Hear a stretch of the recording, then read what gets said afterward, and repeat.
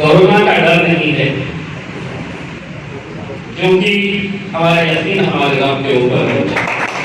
तो हम तो सरकार से ये कहेंगे, अगर सोच रहे हैं बंद करने का तो पूरा महाराष्ट्र बंद करो, औरंगाबाद बंद नहीं होगा। हुकूमत आपकी होगी वहां पर, लेकिन सरकार यहाँ पर।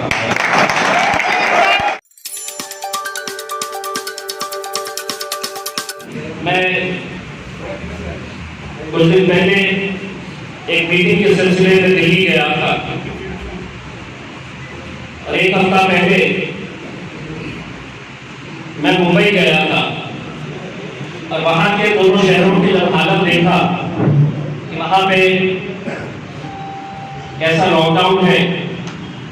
और जब वापस औरंगाबाद शहर के अंदर आया और देखा कि कैसा लॉकडाउन है, तो लोग जब पूछे कि औरंगाबाद से खत्म हो गया है क्या, तो मैं लोगों को यही कहता हूं, कोरोना का डर नहीं है, क्योंकि हमारा यकीन हमारे गांव के ऊपर है। इतनी एहतियात हमें करनी चाहिए, हम पिछले 4 महीनों से करते आ रहे, और यकीनन अपने आप को महफूज रखने के लिए, अपने घर वालों को महफूज रखने के लिए जो भी प्रिकॉशनरी मेजर्स जिसे कहते हैं वो हम लेते आए हैं और इंशाल्लाह आगे भी लेते रहेंगे। मुझे खुशी इस बात की है कि आपने मुझे जिस यकीन और जिस भरोसे के साथ औरंगाबाद जिले का खासदार बनाकर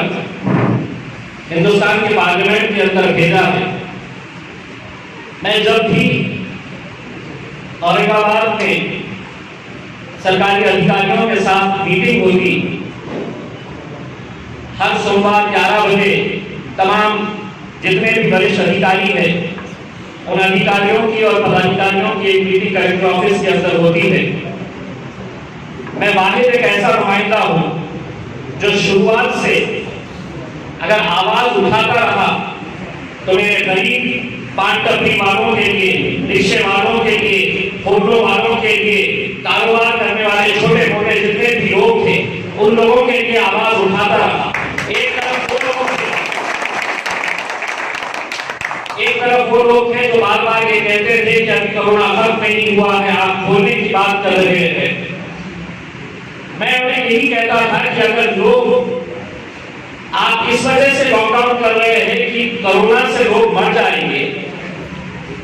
तो हम यहाँ पर एसी कैबिन के अंदर बैठ कर फैसला कर सकते हैं, क्योंकि हमारे घर भरे हुए हैं, तमाम अधिकारियों के घर भरे हुए हैं, लेकिन वो लोग जो दिन में मेहनत करके रात में जिनके घर का चूल्हा जलता है, उन लोगों के बारे में फिक्र कौन करेगा। इन 4 महीनों के अंदर जो औरंगाबाद के नौजवानों ने, बुजुर्गों ने, हमारी माएं और बहनों ने जिस तरह का काम किया, यकीन मानिए मैं आज लोगों को यह कहता हूं कि सिर्फ जब ये कोरोना शुरू हुआ था तो ये इल्जाम लगाया जा रहा था कि ये कोरोना शुरू हुआ है, कोरोना फैला है, और कोरोना की वजह अगर कोई है तो वो मुसलमान है, क्योंकि ये कोरोना जिसकी वजह से फैला है वो तबलीगी जमात है। ये 1 महीने तक जो पूरे मीडिया के ऊपर जब पूरे 24 घंटे हमें इस तरह से पेश किया जा रहा था कि यानी कि दुनिया के अंदर जो कोरोना फैला है वो मुसलमानों की वजह से फैला है, लेकिन काबिल मुबारकबाद है यही कौम के लोग जो जब सड़कों के ऊपर निकले, ट्रेनों को रुकाए, बसों को रुकाए, गाड़ियों को रुकाए और खाने पीने का जब इंतजाम किए उन लोगों ने, ना ये देखा कि कौन है, ये देखे नहीं कि हम जिसे अनाज दे रहे हैं वो किस जात का है, हम जिसे मदद कर रहे हैं उसका मजहब क्या है। जब पूरे लोग और पूरे हिंदुस्तान के अंदर आप देखेंगे बहुत सारे ऐसे बड़े बड़े लोगों ने सोशल मीडिया के ऊपर डाला है इस बात को कि अगर इस महामारी के दौरान अगर सबसे ज्यादा और सबसे अच्छा काम किसी ने किया है तो मुसलमानों ने किया।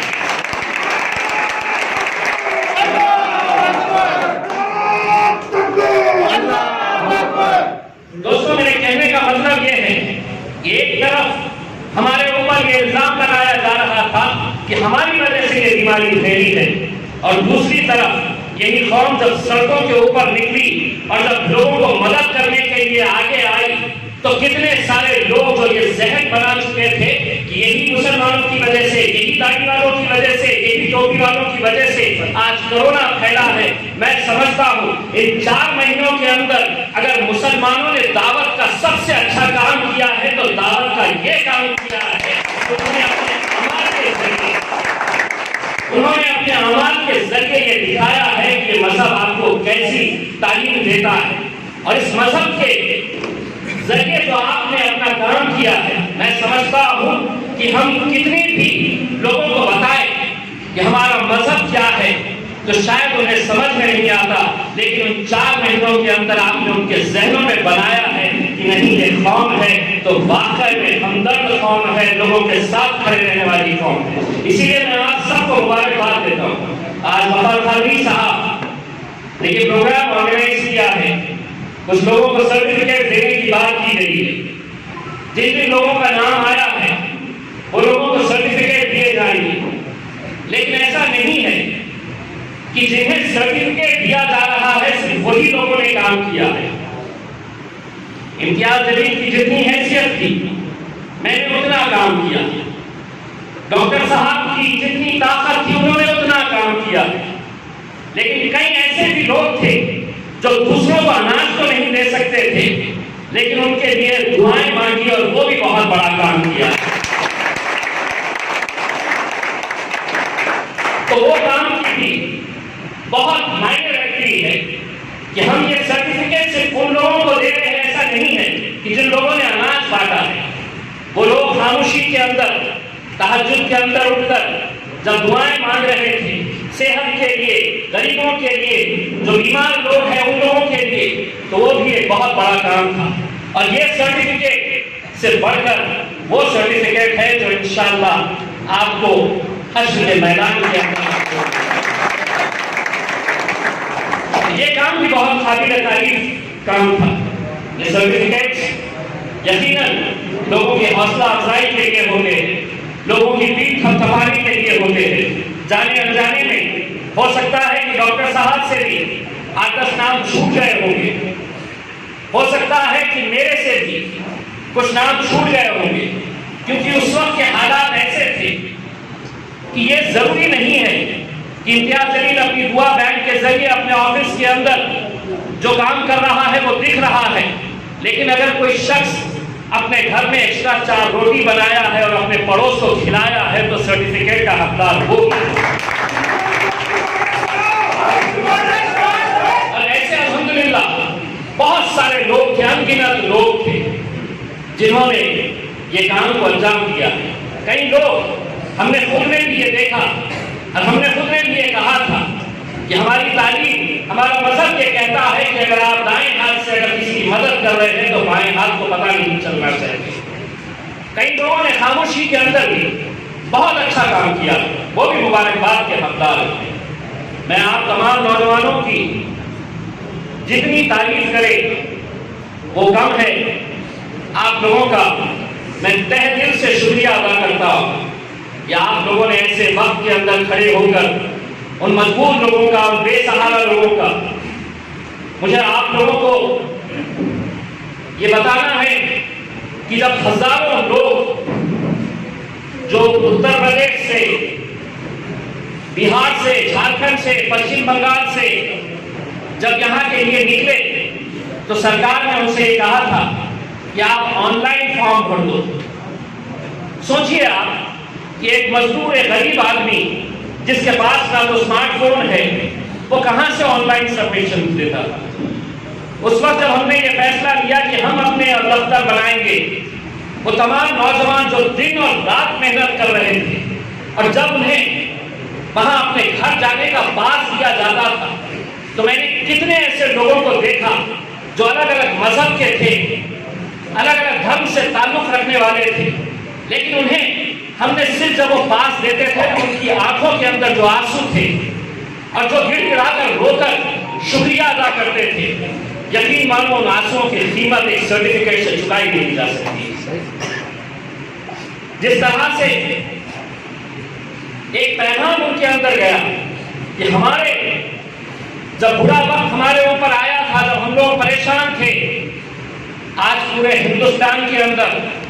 वो लोग गए हैं और अपने अपने गांव में, अपने शहरों के अंदर आपका अपना नाम तो रोशन किए ही है, लेकिन मजलिस इत्तेहादुल मुस्लिमीन का परचम